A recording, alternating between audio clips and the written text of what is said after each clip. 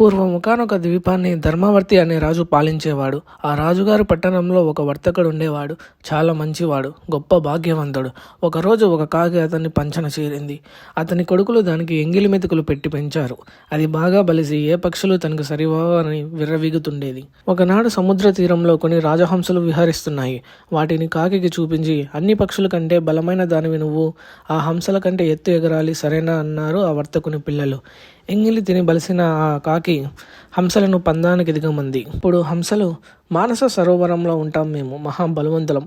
హంసలతో సరి అయిన కాకులు లోకంలో ఉన్నట్లు ఎప్పుడైనా ఎక్కడైనా విన్నావా అన్నాయి. 101 గతులలో పరిగెత్తడం చేతనవును నాకు. ఒక్కొక్క రకం గమనంలో 100 యోజనాలు వెళ్తాను. మీరెలా కావాలంటే అలా ఎగురుదాం, కావాలంటే పందెం కాద్దాం అంది కాకి.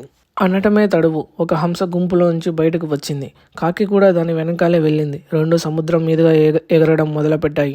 హంస నెమ్మదిగా వెళుతుంటే కాకి దానికి తన విన్యాసాలను చూపిస్తుంది. కాకి ఇంకా ఎంతమాత్రం ఎగరలేక రొప్పుతూ బిక్కమొహం వేసింది. హంసను మించలేకపోగా ప్రాణభీతితో వ్యాఖ్యలో పడింది. అయ్యో, నా అవయవాలన్నీ వికలమైపోయాయి. కాసేపు ఎక్కడైనా ఆగుదామంటే పర్వతాలు, చెట్లు, లతాలు ఏవీ లేవిక్కడ. ఈ సముద్రంలో పడితే మరణమే గతి అనుకుంటూ భయపడుతూ కళ్ళు తేలేసింది కాకి. ఎంగిల్ని తిని గర్వంతో కన్ను మిన్ను గానక నాకెదురెవరు లేరని, ఎంతటి బలవంతులనైనా గెలవగలనని అనుకునేదాన్ని. నా సామర్థ్యం ఏమిటో నాకు ఇప్పుడు తెలిసి వచ్చింది.